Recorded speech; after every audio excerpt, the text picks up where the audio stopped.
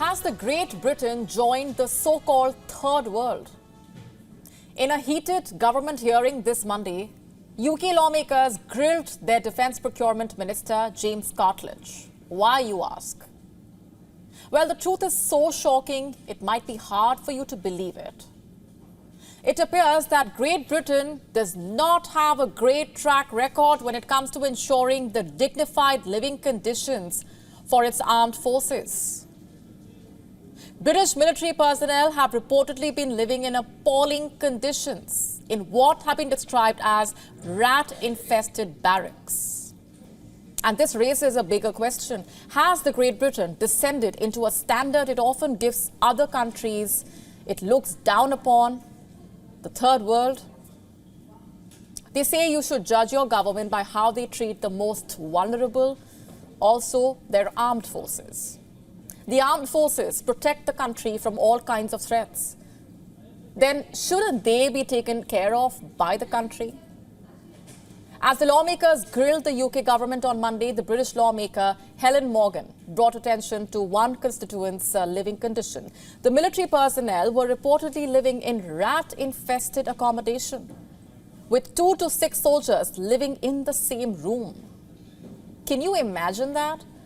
The condition was so bad, in fact, that makeshift measures were taken. They brought in 40 shipping containers and repurposed them into rudimentary hotel rooms just so that they can live in them.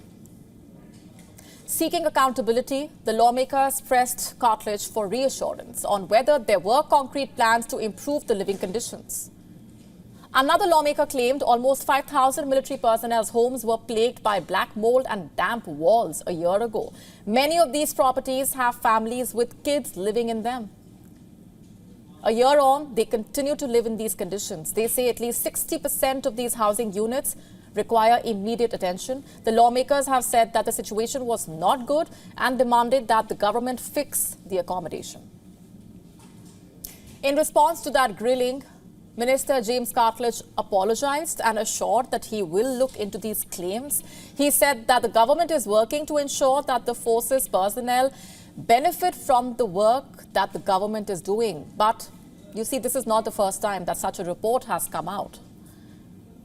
A BBC report from a few years ago described the soldiers' barracks as worse than being on the front line. Reports up until last year, in fact, indicated how dozens of military personnel, as well as their families, say they have been forced to live in these damp houses without heating. Some say they have waited for days or sometimes weeks for repairs. In fact, according to the UK's official figures, about 3% of the flats and homes across the UK are classified as having damp. But here's the caveat. This official figure counts only those cases deemed severe enough to sway a surveyor's house health safety test. The reality is this, that far more homes are affected by damp and mold.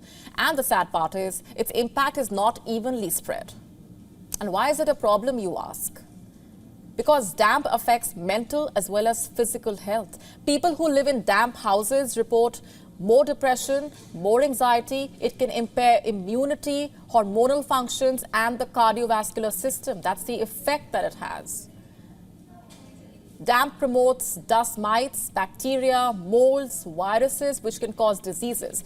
Those hit the hardest are children, older people, people with allergies, asthma, cystic fibrosis, and other lung diseases. Surely people deserve better than this. Living in such neglected conditions is sure to affect the welfare and the morale of the military personnel. Think about it. Surely a first world country should not have to face these challenges, especially soldiers who lay down their lives for their country. They should not be treated this way. And if this is happening year after year, then where does accountability lie? Why is it being ignored? Surely the personnel of the Royal British Forces deserve more than the British government's ignominy.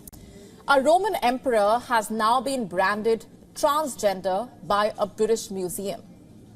The museum decided to refer to the 3rd century AD ruler Elagabalus as she to be sensitive to their pronoun references in a display. So what do we know about this Roman emperor? Let's find out. A Roman emperor has been branded transgender by a British museum. Elagabalus ruled Rome in the 3rd century AD. Historians believe the emperor was extraordinarily handsome. He had a short military haircut and bright eyes. Elagabalus dressed in precious silks and draped himself with gems. It is believed that this Roman emperor spent his days in the company of women in his palace, singing, dancing, weaving and wearing a hairnet, eye makeup and rouge. The North Herefordshire Museum is referring to Elagabalus as she. This decision was based on the account of Roman chronicler Cassius Dio. He claims Elagabalus was termed wife, mistress, and queen. He took a series of male lovers, even told one of them not to call him lord, instead to take him for a lady. The emperor consulted a physician for a sex change operation. This was thousands of years ago during the Roman Empire. But here's a twist in the tale.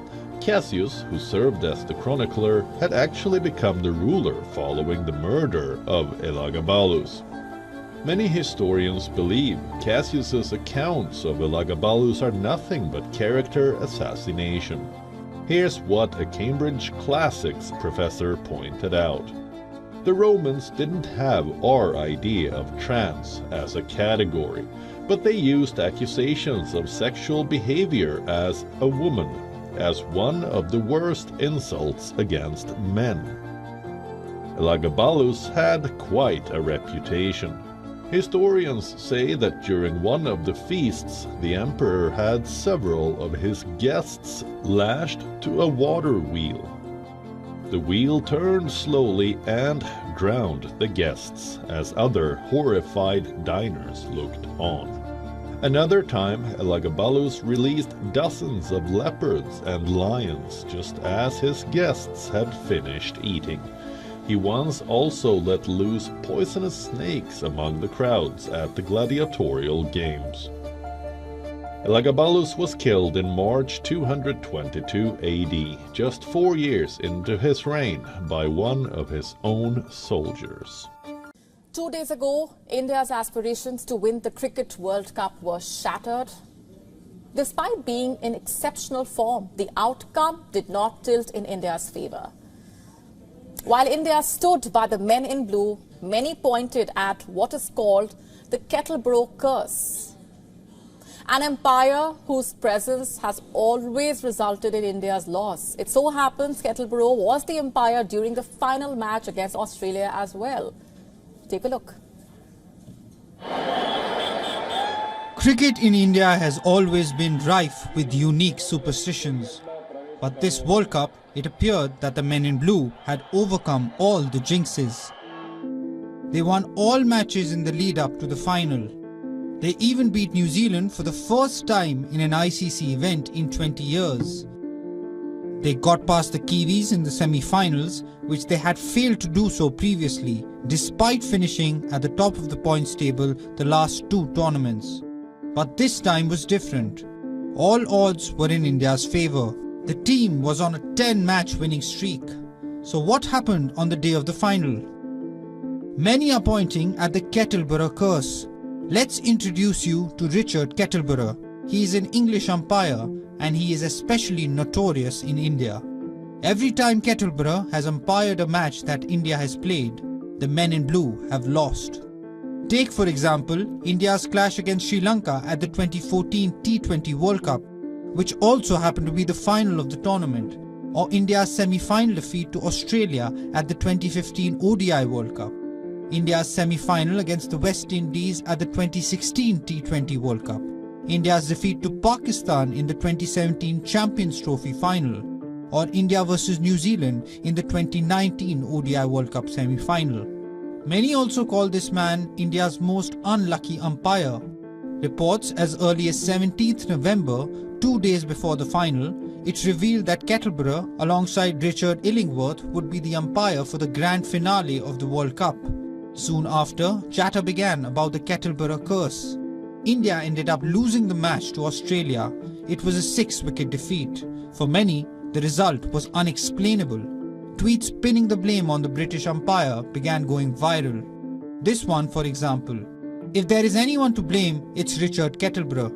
Nothing good ever happens to India when this guy stands as umpire in knockout matches." Now, as the men in blue and cricket fans move forward, fans hope that Kettle Bro never umpires another India match again.